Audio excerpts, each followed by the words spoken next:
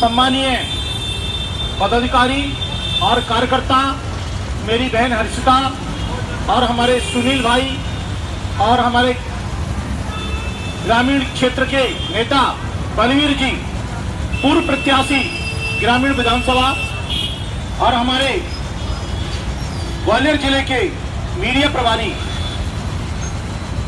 भाई संजय जी, और मेरे समक्ष मेरा अनुज, बाकी पूरे ग्वालियर को मैं प्रणाम करते हुए अपनी बात को शुरू करता हूं। भाइयों और बहनों, इस कलयुग में सबसे ज्यादा कष्ट हमें यदि दिया है तो हमारे नेताओं ने दिया है, और उसमें भी बीजेपी और कांग्रेस, दो पार्टियों ने हमारे देश में राज किया। हमें आज उस स्थिति में ला दिया है दोस्तों कि हम न तो सही से खा पा रहे हैं, न पी पा रहे हैं, न अपने बच्चों को पढ़ा पा रहे हैं, न किसी गरीब की मदद कर पाते हैं।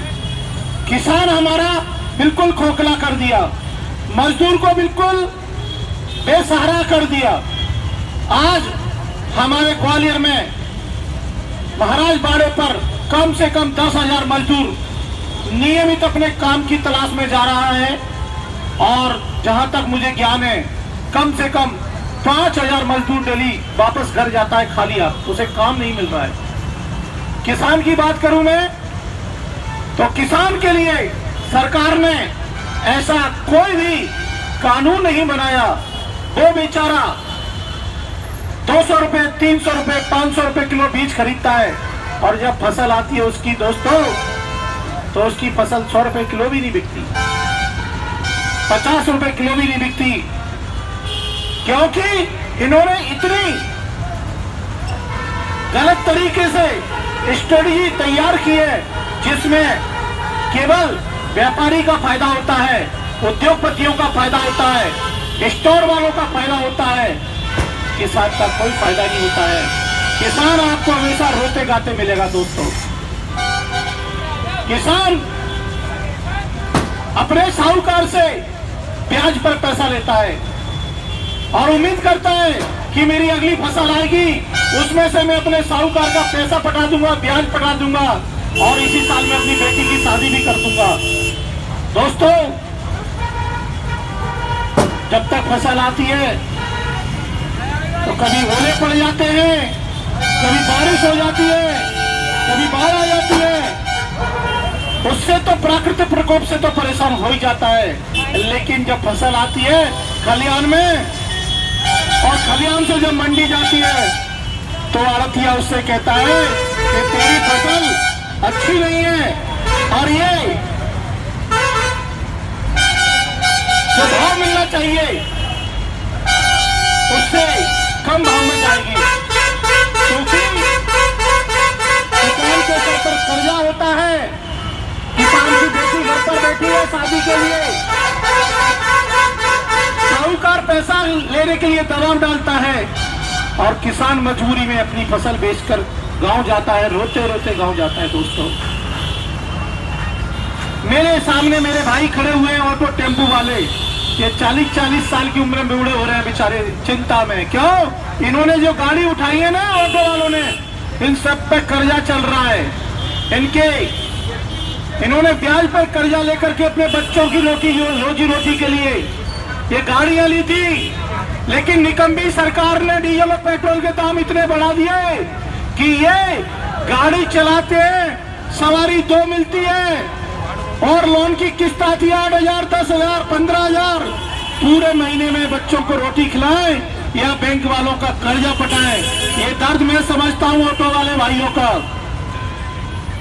यहाँ पर जितने मेरे भाई बहन किसान, मजदूर, ठेले वाले और प्राइवेट नौकरी करने वाले लोग मेरी बात को सुन रहे होंगे दोस्तों, उनका दर्द मुझे पता है कि ठेले वाले को मजदूरी नहीं मिल पा रही है, काम नहीं मिल पा रहा है।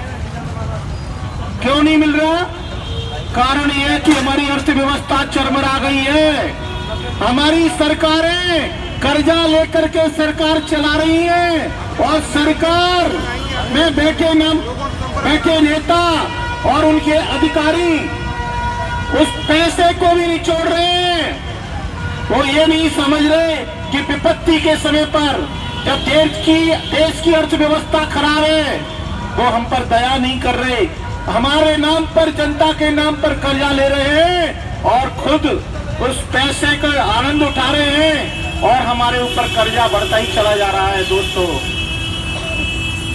इस शिवराज सरकार की बात करूं तो मध्य प्रदेश में गरीब, किसान, मजदूर, ऑटो वाले और प्राइवेट नौकरी करने वाला बहुत दुखी है।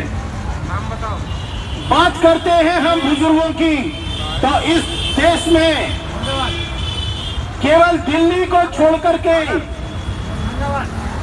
पूरे राज्यों में, हमारे अन्य राज्यों में भी मध्य प्रदेश के अलावा देखेंगे तो ये बीजेपी सरकार कितनी पेंशन देती है बुजुर्गों को? 600 रुपए, ज्यादा से ज्यादा अन्य प्रदेशों में मिल जाती होगी 1000 रुपए। दोस्तों, क्या शिवराज सिंह हमारे मुख्यमंत्री जी 600 रुपए में अपने माता पिता को खाना खिला सकते हैं? एक बुजुर्ग माता पिता जिसका बेटा बेरोजगार है,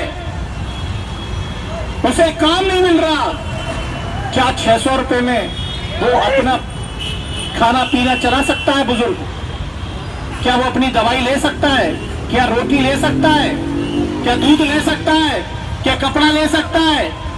अरे यार, गरीबों का इतना मजाक मत उड़ाओ शिवराज। इन गरीबों की बद्दुआएं तुम्हें किसी दिन जमीन पर ला देंगी, तुम घुटने टेकने पर मजबूर हो जाओगे।